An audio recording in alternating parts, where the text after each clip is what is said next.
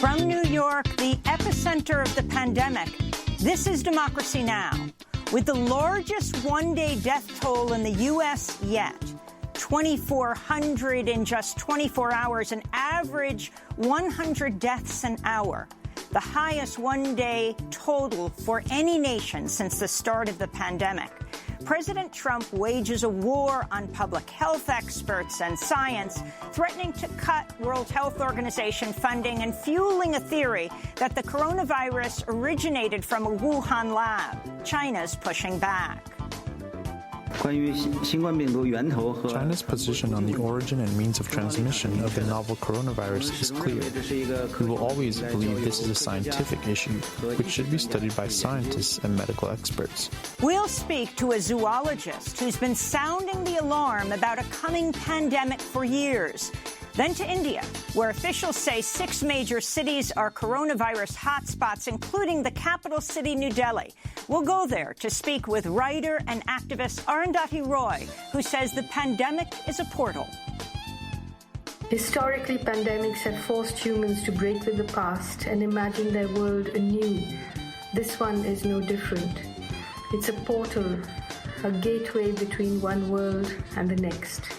We can choose to walk through it, dragging the carcasses of our prejudice and hatred, our avarice, our data banks and dead ideas, our dead rivers and smoky skies behind us.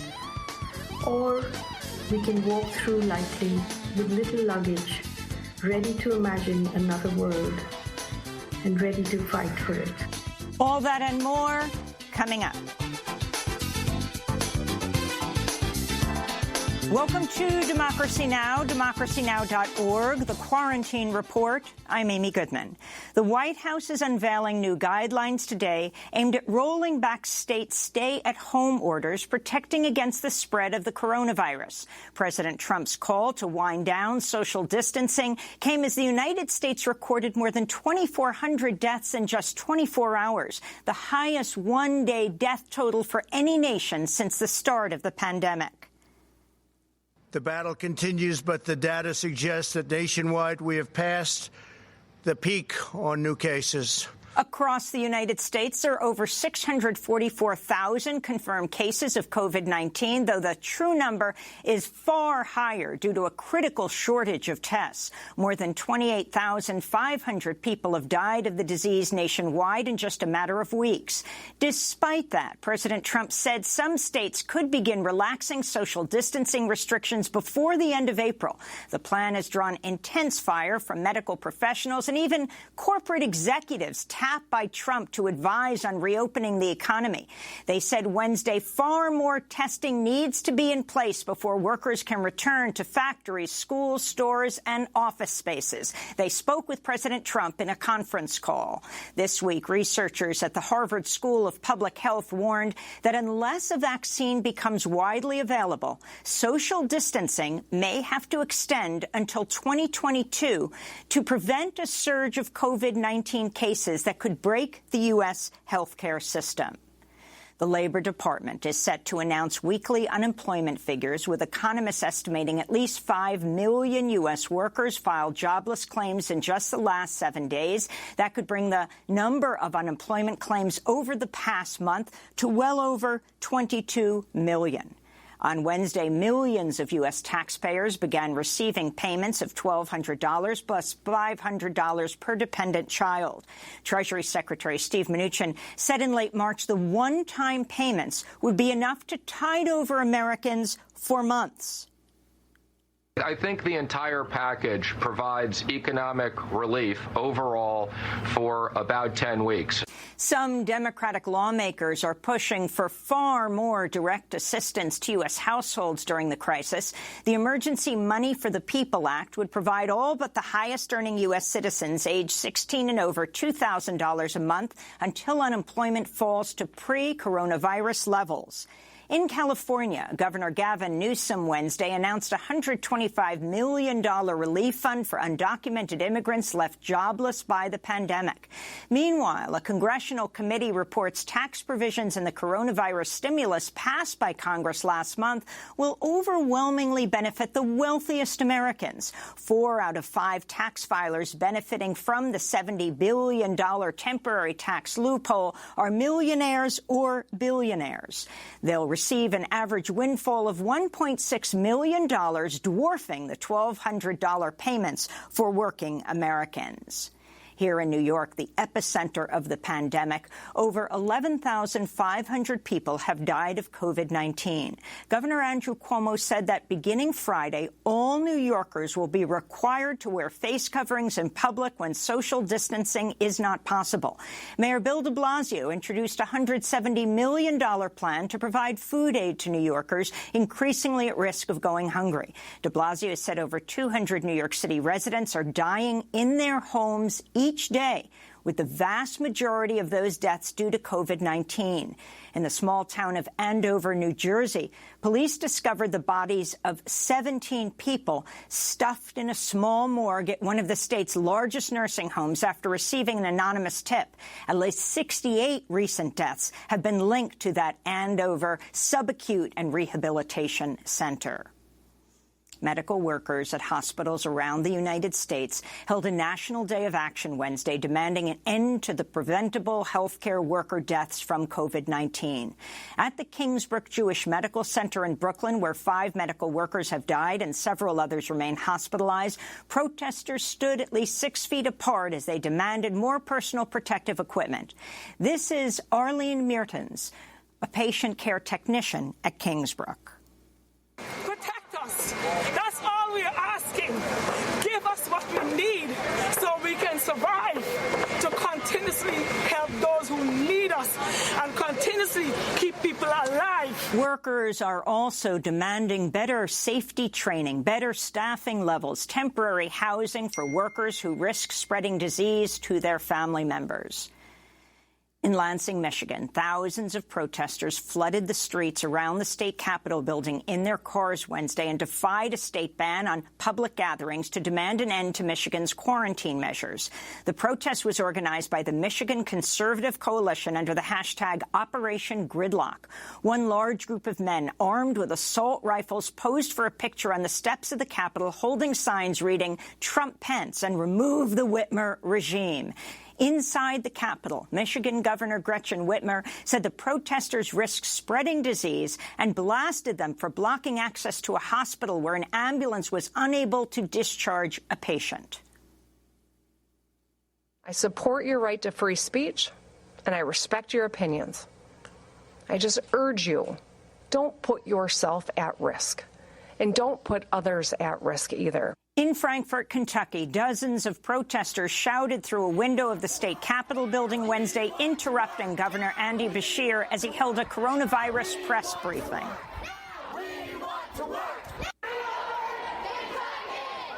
In Mexico, a massive campaign to recruit more medical staff has been launched as the country faces an alarming shortage of healthcare workers. However, reports emerged of hundreds of applicants being rejected after standing in line for hours to apply for jobs. Elsewhere in Mexico, dozens of workers from an assembly factory in Ciudad Juarez, owned by the U.S.-based company Regal, held a protest Wednesday demanding the factory shut down over safety concerns. The protest followed the death of a worker who presenting with COVID-19 symptoms. This is factory worker Isabel Flores. We are scared for our health and the health of our children because we all have families, all of us here, and they just look at us as a business. They don't care if we die.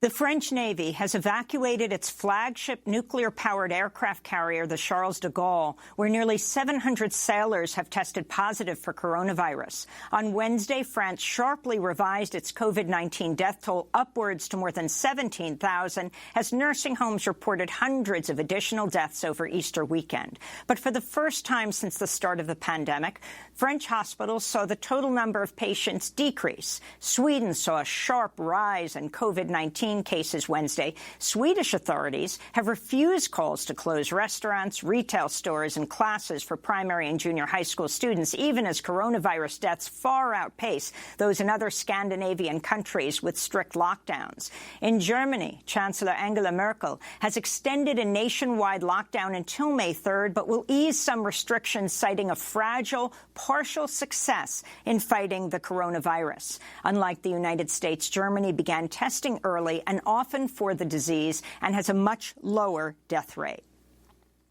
Back in the United States, the privately owned Otay Mesa Detention Center near San Diego has become the U.S. immigration jail with the largest coronavirus outbreak, as at least 17 immigrant prisoners have tested positive for COVID-19 as of Tuesday, according to documents obtained by the San Diego Union Tribune.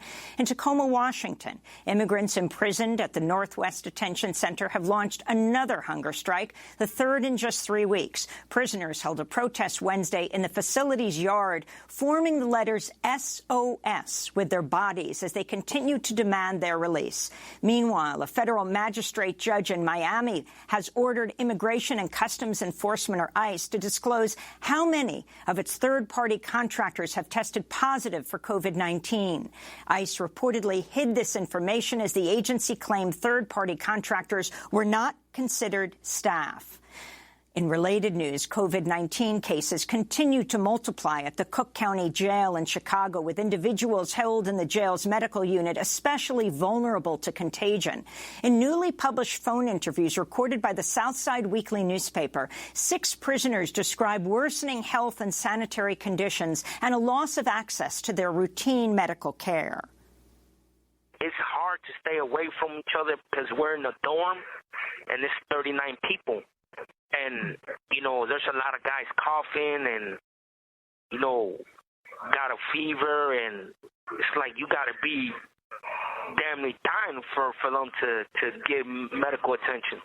In Pennsylvania, 67-year-old prisoner Rudolph Sutton died of COVID-19 on Saturday, just 3 days before Philadelphia prosecutors were set to review his claims he was wrongfully imprisoned for a 1988 murder. Sutton's case was backed by the Innocence Project, which concluded a 5-year investigation that Sutton was likely innocent. Sutton had been serving a life sentence at the SCI Phoenix jail. Meanwhile, rumors circulated online that internationally renowned political prisoner Mumia Abu-Jamal, held at SCI Mahanoy prison in Pennsylvania, was hospitalized with a headache and trouble breathing. But supporters with the campaign to bring Mumia home reached him Wednesday, and he said the rumors are not true. You heard that I was hospitalized. It is not true. In fact, I haven't been up medical for about a month. I usually go up 3 times a week. As I said in a recent commentary, everybody's locked down. And you get 23 hours in the cell. And then that last 24th hour, 45 minutes out of the cell. You can take a shower, you can get a bucket and swab your decks and mop your cell, or you can call people on the phone, or you can plug up your tablet to the kiosk. But you're not leaving the block. And they only started yard about a week ago. And that's one 45-minute period every 3 days. So everybody in the state is locked down, just like everybody in the United States is locked down. That was prisoner Mumia Abu-Jamal, well-known journalist, speaking with Professor Johanna Fernandez, denying claims that he was in a hospital with COVID-19. In South Dakota, a Smithfield Foods meatpacker has died of COVID-19 amidst the largest single coronavirus hotspot in the U.S. 64-year-old Agustin Rodriguez passed away Tuesday morning after spending 2 weeks on a ventilator. He was one of 640 workers at the Sioux Falls Smithfield pork factory who have tested positive for COVID-19. Most of them are refugees and immigrants from around the world. Smithfield said this week it will also close plants in Wisconsin and Missouri after workers there tested positive. Other major slaughterhouses have closed due to the virus, including a Tyson pork plant in Iowa and a JBS beef plant in Colorado. In Florida, all residents and employees of the exclusive Fisher Island private luxury community are receiving serious serological tests for coronavirus antibodies, even though such tests are not yet available for the general public. Fisher Island consistently ranks as one of the wealthiest zip codes in the United States. On Wednesday, 10 African-American pastors from across the United States held an online news conference to demand equity in testing, warning communities of color are suffering the most from the virus while receiving the lowest per capita rate of COVID-19 tests. In New Jersey, Rutgers University researchers Wednesday began administering the first saliva-based test for the novel coronavirus. For patients, taking the test is as simple as spitting into a test tube. For healthcare workers, it's far safer to administer since it no longer requires close contact with patients during nose and mouth swabs.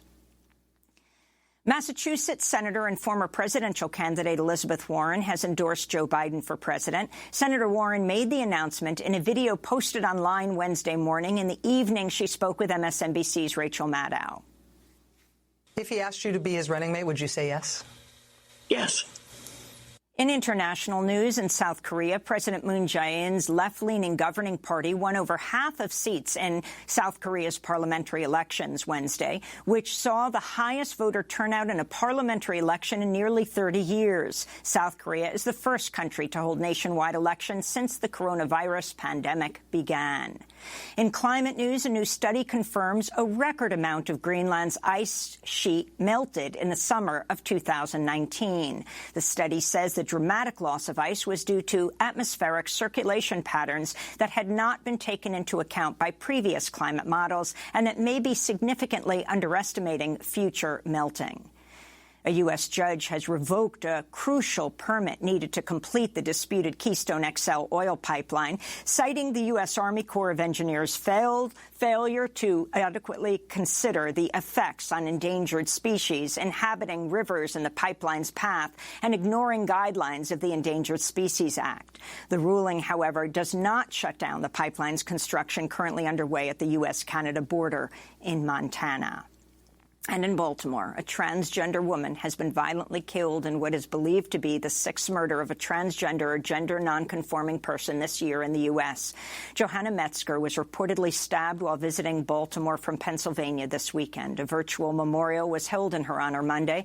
In related news, the American Civil Liberties Union and Legal Voice filed a federal lawsuit Wednesday challenging a new anti-trans law in Idaho that bans transgender women from competing in women's sports. The group says the law violates Title IX, the historic statute that bans sex discrimination in education. And those are some of the headlines. This is Democracy Now!, democracynow.org, The Quarantine Report.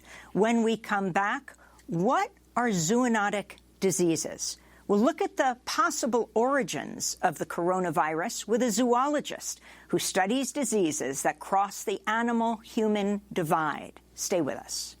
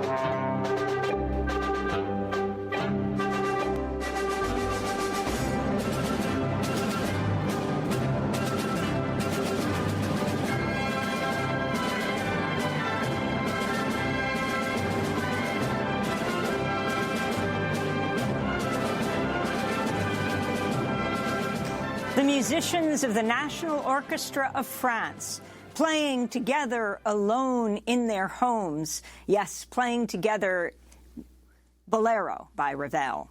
This is Democracy Now!, democracynow.org, The Quarantine Report.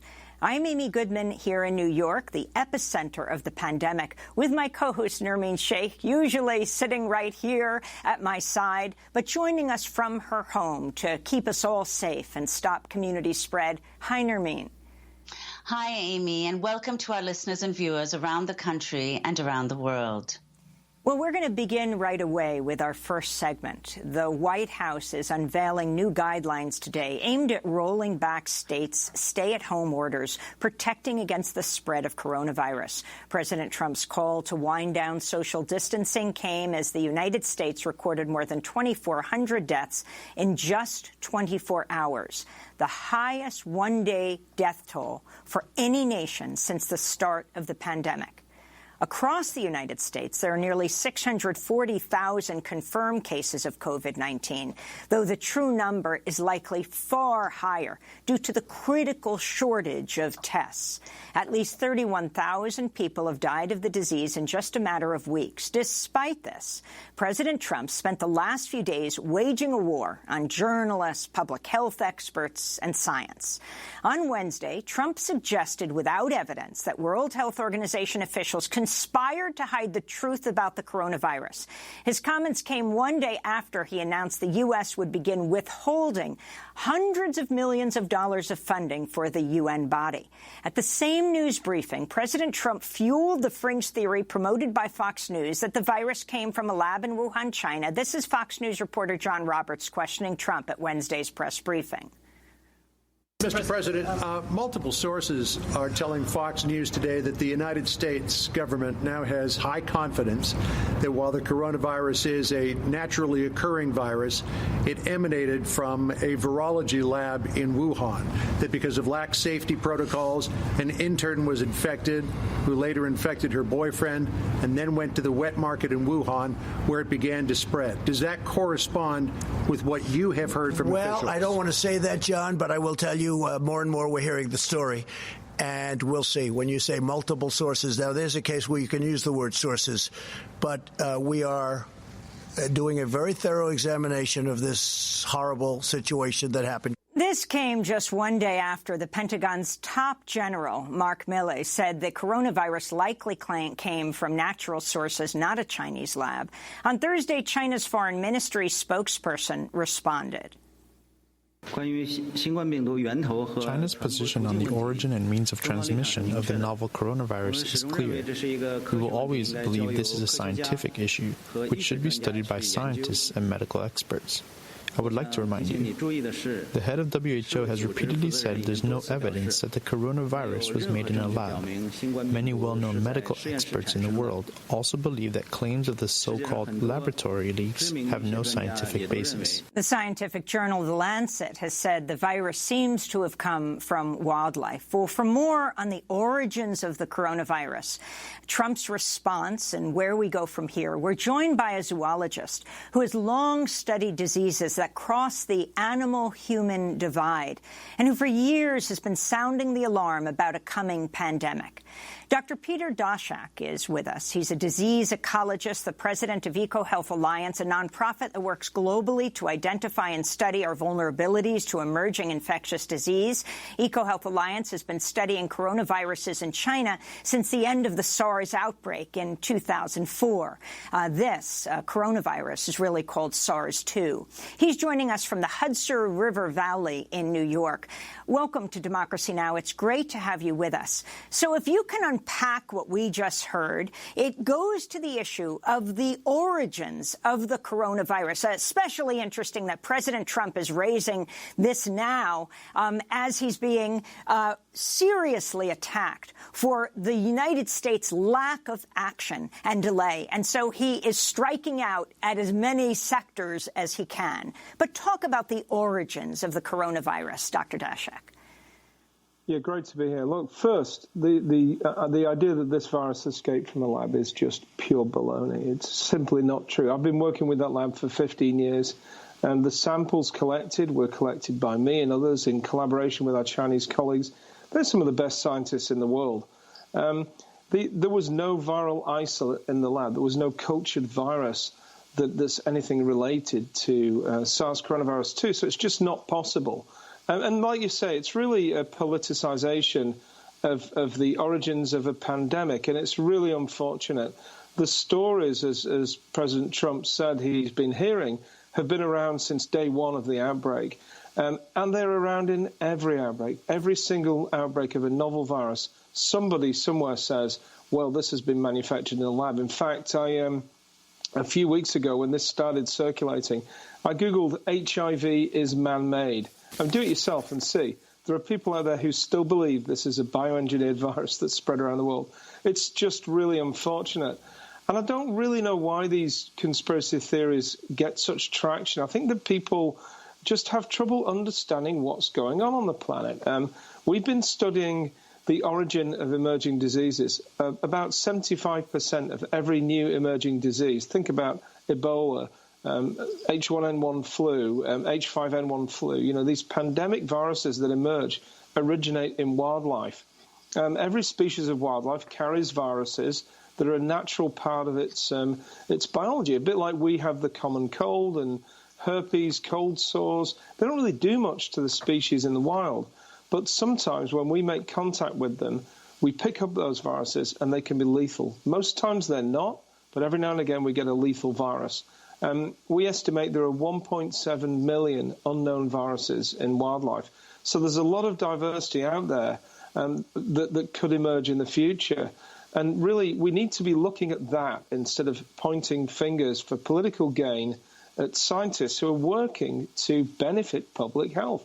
The scientists in those labs are right now, today, working to see if vaccines and drugs will kill the coronavirus to save our lives. This sort of battle doesn't help in a pandemic.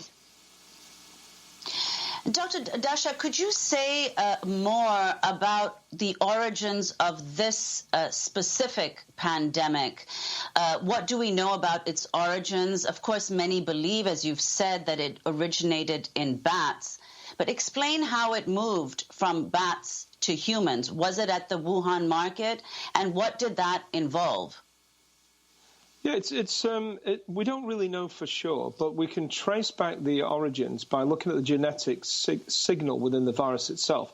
So we sequence out the gene from the virus, the genome, and then we compare it to others. And when we do that, we see that the viruses in people are the closest relative of those are from bats. This is not unusual. Bats happen to carry a lot of different viral species. There are many different bats around the world that carry their own viruses. We make contact with them. Often we don't see them. They fly at night, for instance, and we pick up their viruses. SARS coronavirus, the original virus, emerged from bats. Ebola virus is a bat origin virus. Rabies, and many others. How did a virus like this get from a bat to a human? It is a very strange thing when we try and think about it. But first of all, in Southeast Asia, there is a huge diversity of bats. People live out in rural areas close to bat caves. They're exposed every night when bats fly over them, urinate, defecate, maybe onto their food or into their drink. And people go into bat caves. People go in for various reasons. They're going to dig out the bat guano, the feces, and they use it as a fertilizer, just like we used to do many years ago with bird feces. They go into caves to shelter from the rain. They're farmers. They're subsistence farmers hunting and eating wildlife, so they get exposed that way. People do eat bats, it's true, and they eat bats all around the world. It's a free source of protein. If you're out there in a bat cave, they're pretty easy to catch. And these are the ways people get exposed. Now, how did it get into the market? We know for sure that the Wuhan market was part of this outbreak, but we think that the first few cases weren't in the market. And this is not uncommon. We've seen this with many, many other disease outbreaks, new viruses that emerge. They trickle out from rural areas through a person getting infected maybe in Yunnan province and then moving into Wuhan, that maybe they're part of the wildlife trade. Maybe a farmer got infected or a farmer's animals, and they were shipped into the markets. These wet markets aren't just places to sell wildlife. They're places where people congregate. They come in droves. They circulate around. They're really good places for a virus to spread. And if a person brings it in or an animal, that virus will spread. And it looks like that's what's happened here. And could you also explain, you've talked about the environmental causes of this, what's called a virus spillover, like infectious diseases like COVID-19, causes such as environmental causes such as deforestation, the loss of biodiversity, and wildlife poaching. You've also said that people are developing a lot of new towns in this region of southwest China with a lot of high-speed train lines. And you warn that we're going to see more pandemics like this as long as such rampant development continues. So could you explain what the link is between development and the spread of these infectious diseases? Well, we've done the science on this. We've been working on this for 20 years. We tracked every known emerging disease to its origin from the scientific literature. And then we tested with mathematical models what's driving that? What are the causes that could underlie the emergence of these new diseases? And what we find is they emerge in places where human populations are very dense and growing. They emerge in the tropics mainly because that's where the wildlife diversity is, and the viruses that become pandemic come from wildlife. And the other key factor is land use change. People moving into new areas, encroachment into wildlife habitat, building roads into a forest for a mine or for a logging camp. There are many, many examples of diseases like Ebola, SARS, and others, HIV itself from this. And that's a global trend that will drive the rise of future pandemics. Now, we're not saying that we've got to stop every modern aspect of development. We can do these things, but we need to do them in a smarter way, a more sustainable way. And we need to start treating pandemics as a risk of doing these things around the planet. We've got to reassess our relationship with the environment and reduce our ecological footprint. It's to the benefit of conservation. It'll reduce climate change. It will also stop us getting sick. And I think that's a really important point. For folks on the right who aren't interested in conservation or climate change, what about your own health? We are making ourselves sick by making the planet sick. And that's really the message that needs to come through from this. Because if we just treat this as another disease, wait for a vaccine, and then think, great, it's all over. Well, I've got news. There are 1.7 million more viruses out there that will be emerging in the future. We can either wait for them to emerge and get sick and have another global recession, or we can get out there and readdress our relationship with wildlife and make the planet a little bit healthier. Let me ask you about a recent tweet, Dr. Daszak. You refute the widespread belief that COVID-19 is a black swan event, pointing to a 2013 Wired article that said, quote, there are bats carrying a virus that can directly infect people and cause another SARS pandemic. If you could comment on that, and also the idea that if this came from a virology lab, there are labs, of course, in China, there are labs in the United States. It doesn't have to be a conspiracy theory that released on the world, but the idea of perhaps there weren't the proper safety precautions or someone inside the lab somehow got infected. That can happen in any virology lab in the world. Yeah, look, I mean, we've been raising the flag on these viruses ever since SARS, for 15 years. We went out to work in China with our colleagues out there with a specific goal of saying, where did SARS come from? It was an alarm call, SARS, because we had 8,000 people infected. 10% of them died, a very high death rate. But it didn't go to a true global pandemic like COVID-19. So we went out to China and we started looking into wildlife origins of this virus. And what we found was really surprising. A huge diversity, dozens, hundreds of bat-origin coronaviruses. We found evidence that they were continually spilling over into people. We looked at rural populations in southwest China and found 3% of them had antibodies to these viruses. And we estimate that the exposure across Southeast Asia is about 1 to 7 million people a year, just by living in rural areas where bats live. So it's not just an expectation that we'll have more events. It's a certainty. And we started saying that. We looked at the viruses bats carried, and we showed that they can actually already infect human cells in the lab. They can cause disease, like SARS in some of the mouse models for SARS, and they evade the vaccines that were being developed at the time. And this is not unusual. You know, there are many other viruses. There are viruses related to Ebola that we don't know much about. We don't know if they infect people.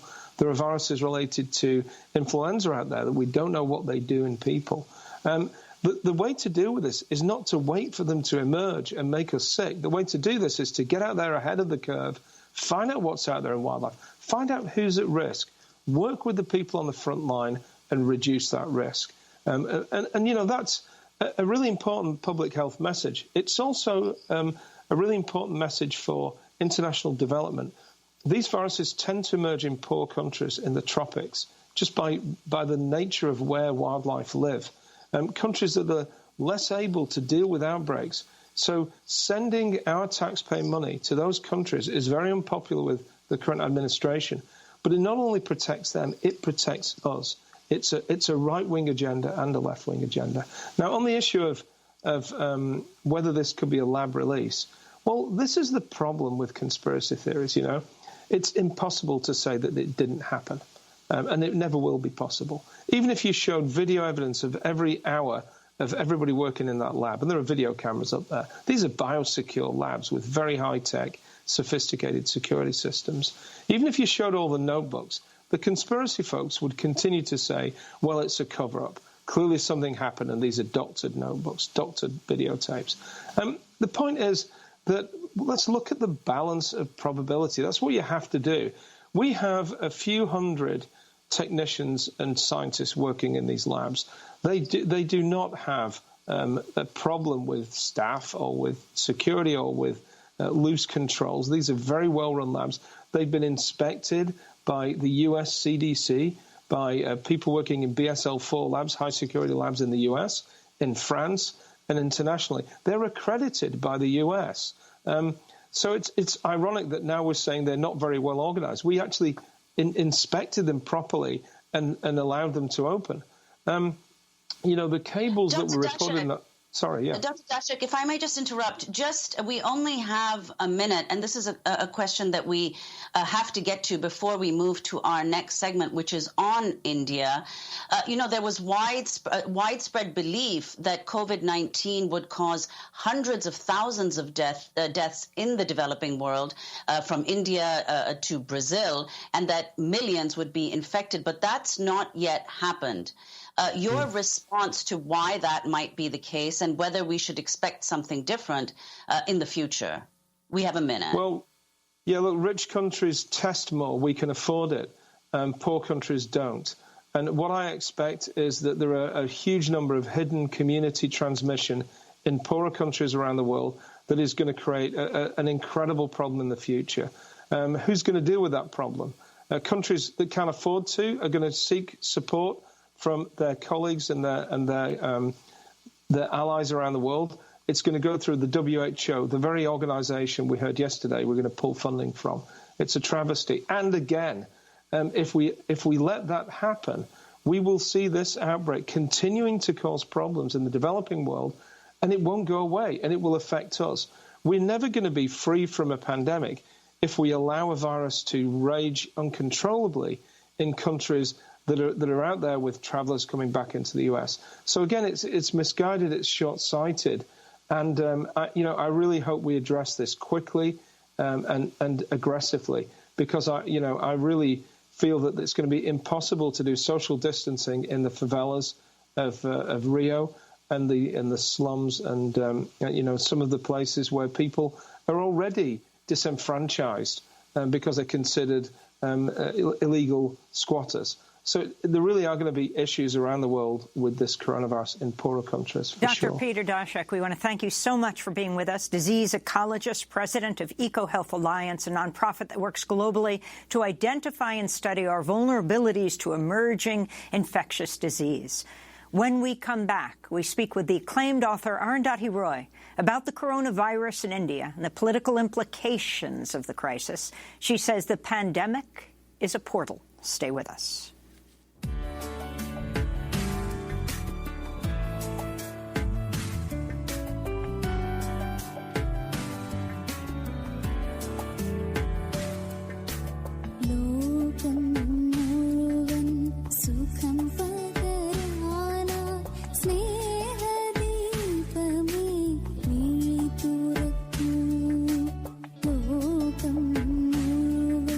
Sukham pagara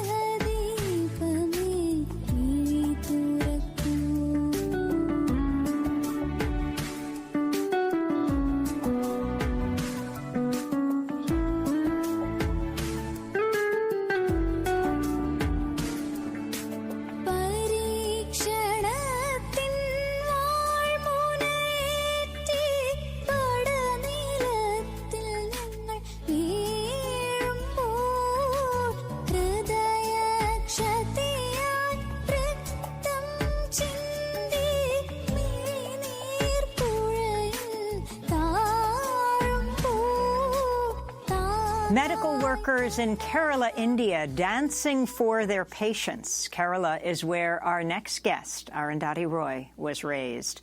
This is Democracy Now!, democracynow.org, The Quarantine Report. I'm Amy Goodman with Nermeen Sheikh. We turn now to India, where officials say 6 major cities are coronavirus infection hotspots, calling them red zones, including the capital, New Delhi, and the financial center, Mumbai. The country has more than 420 deaths, 12,000 infections, though the number is likely far higher due to lack of testing. This comes as press freedom and civil liberties groups are sounding the alarm that the government of Narendra Modi is using the coronavirus outbreak to crack down on opponents and dissidents. This month, police arrested a prominent journalist, Siddharth Varadandram, accusing him of spreading discord and rumors after he reportedly criticized a Hindu nationalist politician for participating in a religious ceremony with dozens of people during the national lockdown. Elsewhere, activist Anand Talamde, who is 69 years old, and journalist Gautam Navlaka, who is 67, were arrested Tuesday over charges they both say were fabricated. Talamde wrote an open letter to the people of India on the eve of his arrest saying, quote, "I do not know when I shall be able to talk to you again. However, I earnestly hope that you will speak out before your turn comes," he said.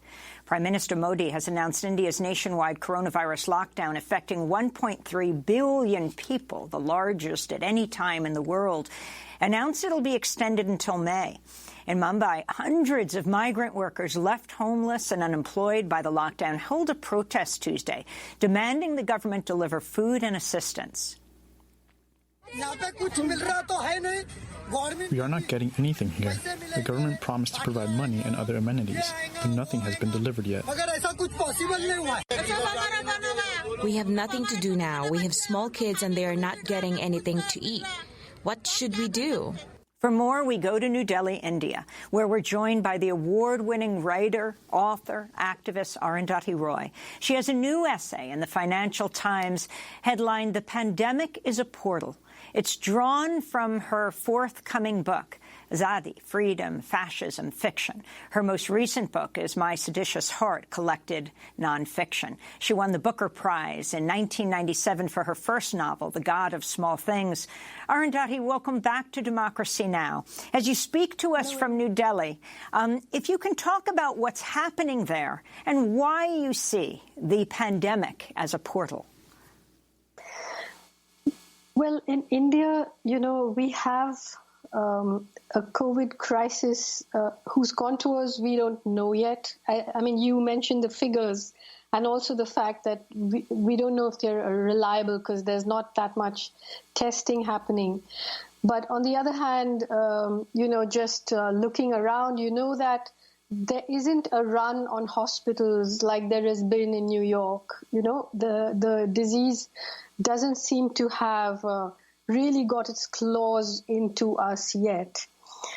But we have the COVID crisis, we have a hunger crisis, we have a hatred crisis, and we have a health crisis apart from COVID.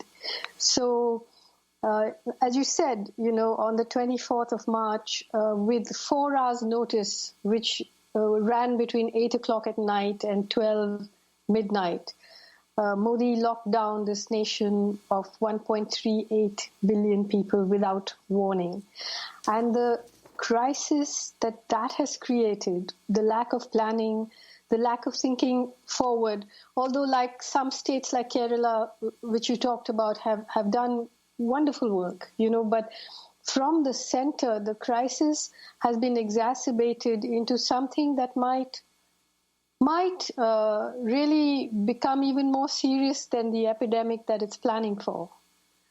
You have a situation where you have millions of workers and migrant workers under a lockdown, which is supposed to enforce social distancing, but it only enforces physical compression. People are crammed together. People are separated from their families. In many places, they have no food. They have no access to money even. They've sold their phones. you have the sense that you're sitting on some kind of explosive substance, and yet at the same time, like you said, arrests are being made. Not just the people who you mentioned. Siddharth Varadarajan has not been arrested, the editor of Wire, but he has a case filed against him. Senior lawyers who speak out against Modi have had FIRs filed against them. Gautam Navlakha and Anand Teldumde have been arrested. Young students and people, a lot of Muslims who are now being accused of being part of the massacre that took place against Muslims in northeast Delhi are being arrested. The circles are closing in. And the reason I said that the pandemic is a portal is that all over the world you have a situation now where, on the one hand, the powers that be are going to try and increase surveillance, increase inequality, increase privatization, increase control. And on the other hand, you have populations of people who will want to increase solidarity and who will want to see and understand the fact that what has happened in the US as well as what has happened in India is that the pandemic has exposed structural problems of such egregious injustice and inequality. Even the calling of the shutdown with 4 hours notice was a sign of panic from this prime minister, because he knows that this infrastructure of this country, it can't even deal with normality. Forget about a pandemic. And Arundhati, I want to ask you more about that, about Modi's declaration, this of a lockdown with just 4 hours notice. He declared it at 8 p.m. and it went into effect at midnight on March 24th. But the first reported case of COVID-19 was on January 30th. So it's unclear why he's took 7 weeks to shut down the country. But you went when the country went into lockdown, you used a press pass and you went and spoke to some of the migrants, the hundreds of thousands of people who were forced to flee Delhi once all transportation had already been shut down. You spoke to some of these migrants in Delhi. Can you tell us what they said about their situation? Well, as soon as the lockdown was announced, mass transport was stopped. It was the last week of March. People had not been paid their salaries. People who live virtually from day to day. The landlords in these little cramped medieval tenements into which 5 and 10 people are squashed into a room said that they wanted their rent on time. So people just had to leave, and it was a surreal sight, while there was no traffic on the streets, but suddenly, the structural inequality and the horror, the shame of how our societies live made themselves manifest, and I just realized that these people have started walking for hundreds of kilometers to their villages. And I went out because I felt like the tectonic plates were shifting, it was crazy.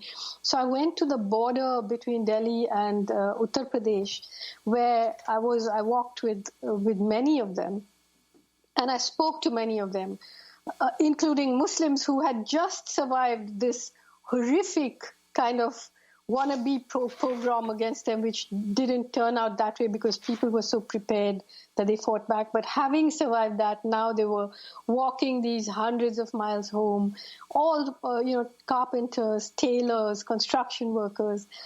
And all of them were aware of the virus. All of them were wearing masks. They were doing their best to maintain social distance. It was impossible. There was a rumor that buses might be organized, and suddenly like 100,000 people were there together, pressed together, waiting for buses. And I asked some of them, so, what do you think of this virus? They said, whatever we think of the virus, right now we have no food, we have no water, we have nowhere to sleep, we have to reach home.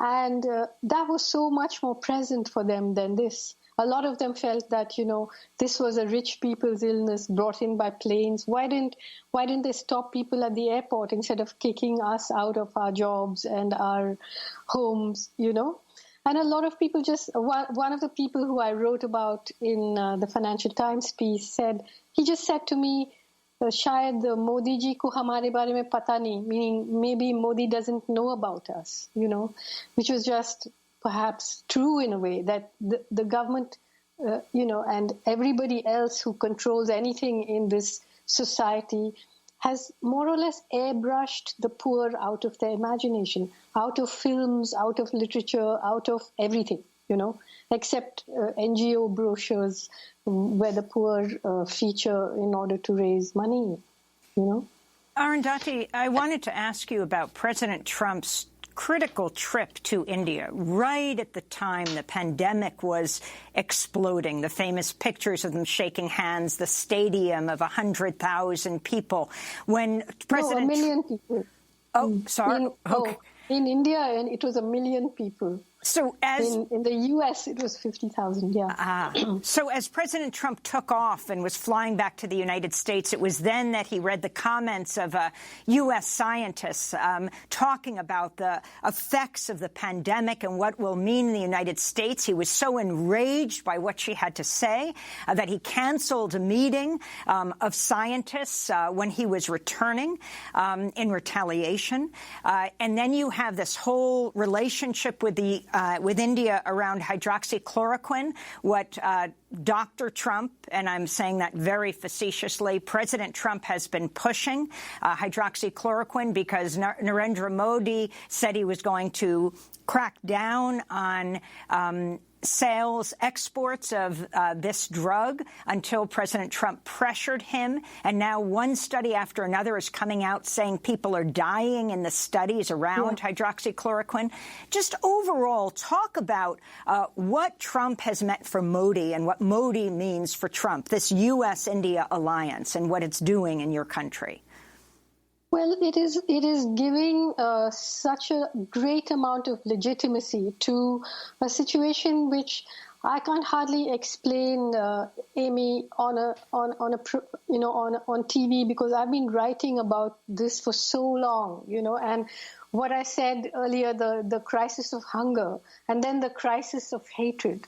So the time Modi came to the U.S. and did the Howdy Modi show, and then when Trump came here and it was the Namaste Trump and so on, this sort of bizarre dance between these two, I'm sorry to say, but not very intelligent human beings, but very, very powerful people who are legitimizing the horror of what is happening in the U.S. with immigrants, with racism, with undocumented workers, and the horror of what the BJP regime, the RSS, which is the mothership of the BJP cultural guild to which Modi belongs, which believes that India should be a Hindu nation and that everyone else should be second-class citizens, towards which they have made new citizenship laws and are building detention centers.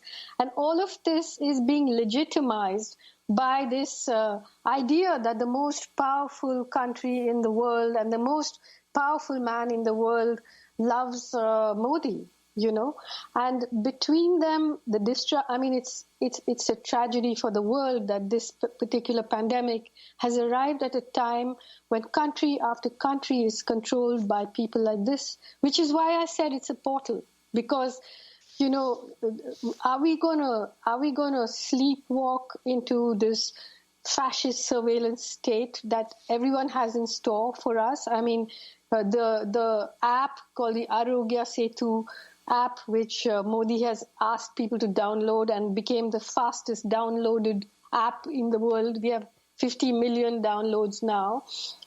I mean, every technical expert says it's just a surveillance app, and all various, so many democratic societies are moving towards this in this panic and fear that has been created. And there are so many things about the coronavirus, so many heartwarming things. I was reading in the New York Times today how how it's creating solidarity between people in the U.S. I just saw a wonderful video of people thanking a Pakistani doctor for having invented a mechanism that allows a single ventilator to be shared by many. But here you have Muslims being blamed for corona. There's the whole concept of corona jihad. And I've been reading of how in the 1930s, the Nazi state basically blamed Jews for typhus and used it as a way of stigmatizing and ghettoizing Jews. The same thing is happening here with Muslims. You know, you have to hear the language that the mainstream media uses and people on the street, you know. So it's a extremely dangerous situation, which is being completely legitimized by Trump and by all these powerful people who meet and shake hands and refuse to see how this virus is going to move in and exacerbate inequalities, exacerbate injustice, and create a situation where they too are frightened because they know these millions of people hungry, starving. How are you going to deal with that anger? In India, I'll tell you how they're going to deal with it. They're going to try and divert it into an anti-Muslim rage, which is the only thing they do always. But at some point, you know, already things are exploding. People are, burning shelters and so on. And the hunger is so urgent. It has to be addressed now. The granaries are full of food which is not being distributed. People need cash transfers, but they don't have bank accounts or they don't have access to their bank accounts. It's a crisis which you feel you're sitting on some kind of explosive substance right now. And, as it deepens, once you distribute that grain, where will the next batch of food come from? Because right now is the harvest season. And, people are, even those who are being able to harvest are not being able to sell. The whole cropping pattern of this country has changed into Arundhati, we have 10 crops. seconds. Yep. Tell me. We just have, I want to thank you very much for being with us as we run out of time. We're going to link to your piece, The Pandemic as a Portal, that's in Foreign Policy. Arundhati Roy is next Thursday, April 23rd, will be joining an online teach-in with Princeton professor Imani Perry and Haymarket Books on the Pandemic is a Portal. And we'll link to your essays as well at democracynow.org. Democracy Now! Is working with as few people on site as possible. A majority of our amazing team is working from home. I'm Amy Goodman with Nermeen Sheikh. Be safe.